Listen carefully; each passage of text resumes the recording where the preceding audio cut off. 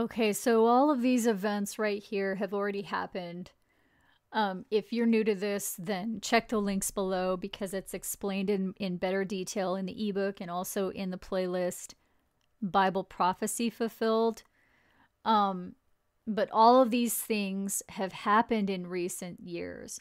And the churches they're basically unaware of this. The texts say the churches are deceived. They worship the beast, the Holy Roman Empire, which came in the name of Christ and deceived them. It's still ruling today in organized religion.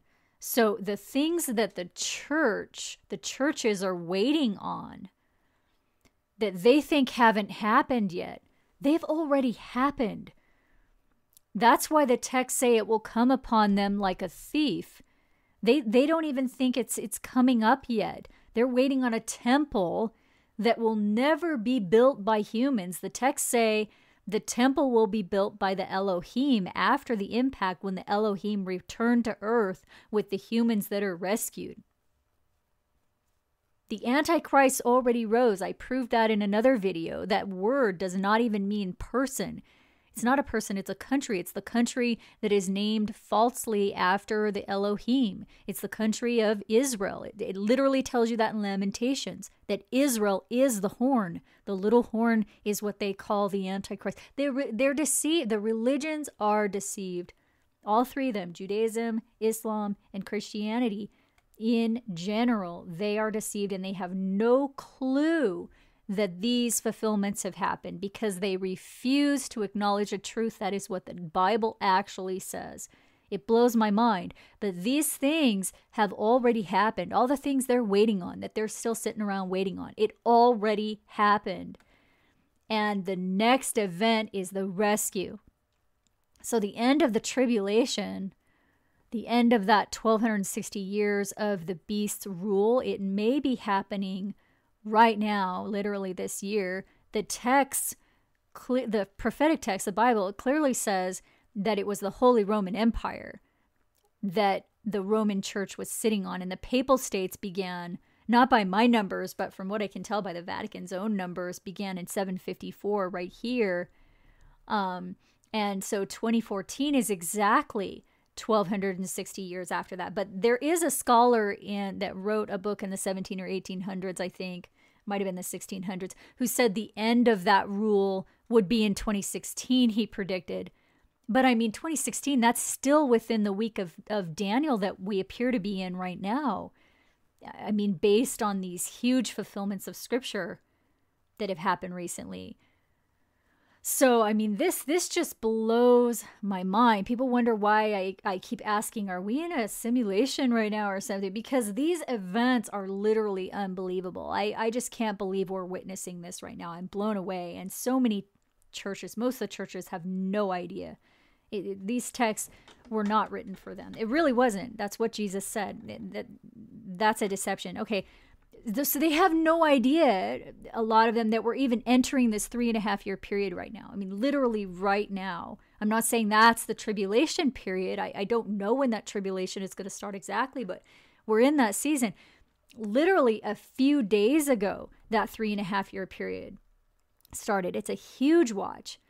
And it started right when this comet landing is going on. And the scientists are talking about an impact to Earth right now, and also the Texas meteorite hit in what appears to be Strike Zone 1 on the Batman map. I mean, on the November 9th, the day we were watching, that goes back to all of those warnings in 2011. I mean, this is really bizarre. And another thing, somebody else mentioned, I forgot to put on this list right here, true events from the movie Deep Impact. The main character, his name is Leo in the movie right here. And in the movie, he was the discoverer of the comet. And in real life, the discoverer of Comet Elenin, his first name was Leonid. And the Leonid meteor shower is coming up next week. I mean, I don't know if they meant to signal the Leonids in that movie, but regardless, I mean, it brings us back to the Elenin warnings. I mean, I do think that Elenin thing was a harbinger. So even if nothing happens this year on the Leonid meteor shower, that doesn't mean it's not the warning. I mean, it still could be referencing the Leonids. I mean, maybe in 2015, 2016, I don't know. They happen every November. So I don't know if that's what it refers to or not, but just a lot is going on right now. The visions are still coming true. That's just a few of them right there. And this movie right here that is releasing this weekend, this also ties into all of this. Kirk Cameron's Saving Christmas. It opened yesterday. And you might remember I had a dream in June of 2013. I posted it in this video from July 2013. Anyway, in that dream, Kirk Cameron was promoting a movie, and then he and his whole family grabbed hands and jumped off a ledge together. Please understand, when I dreamt this, I didn't know anything about Kirk Cameron. I'm sure he's a nice person. I just don't follow movie stars. It's not something that I do. So I did not have this dream because I was thinking about it.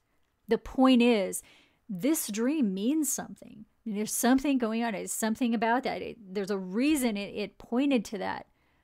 Just like many of the other dreams depict future events, this may be another one signaling the time frame that he is promoting a movie, is signaling that time frame. I mean, but if it is signaling the time frame that he's promoting a movie, why him and why not somebody else that's also releasing a movie on the same weekend?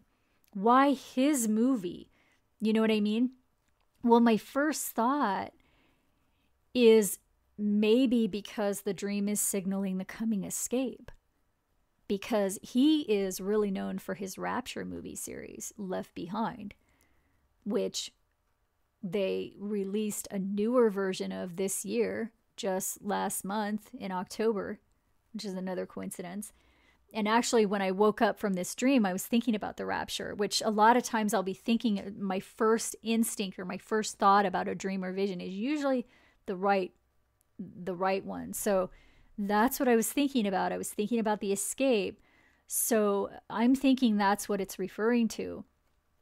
I'm not saying I know the day or the hour. That's not what I'm saying. But you might remember that after I had that dream, a few months later, he released a documentary on September 24th, 2013, which was the 7th day of Sukkot on the standard calendar last year, which may or may not be a coincidence.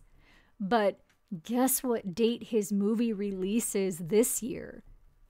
It was November 14th, yesterday, which is the 7th day of Sukkot on the true calendar, the ancient calendar this year.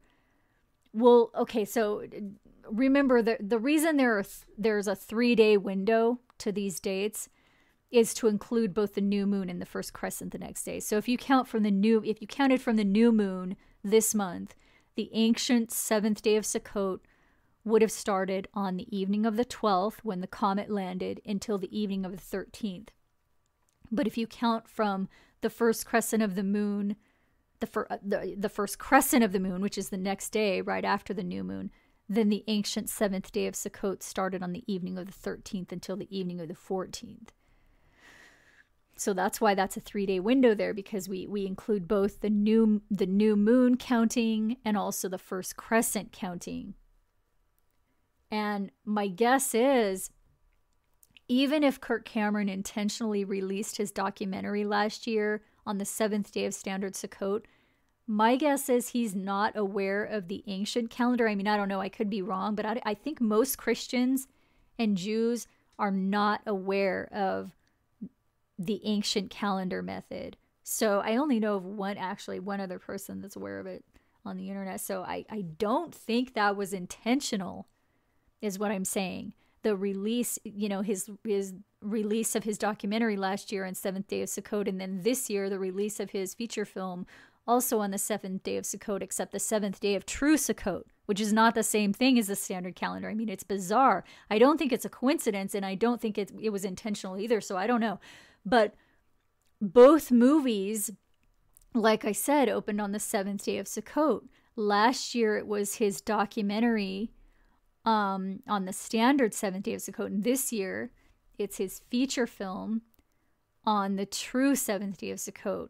And the other thing, as far as I can tell, and by the way, the 7th day of Sukkot, there's all these things happening on the 7th day of Sukkot. It's so bizarre. I don't know what's going on with that for the last several years.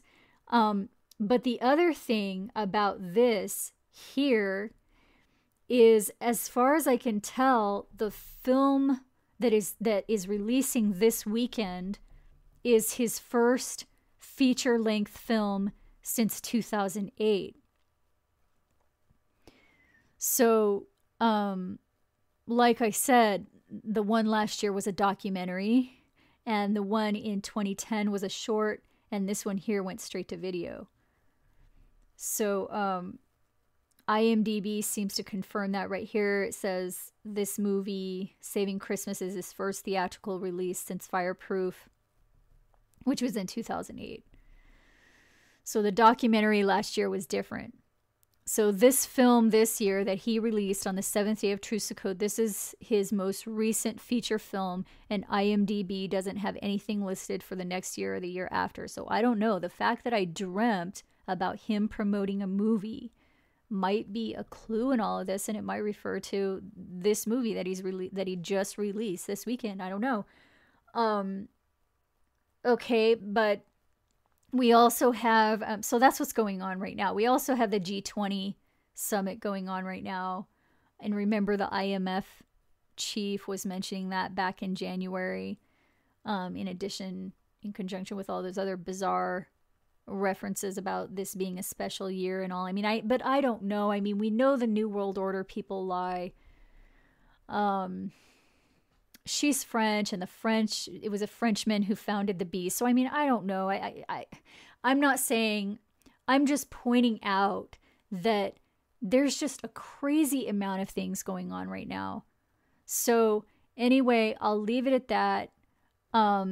If you have any questions on anything, just check the links that are below this video. Click on show more right here, and it'll open up just a list of things.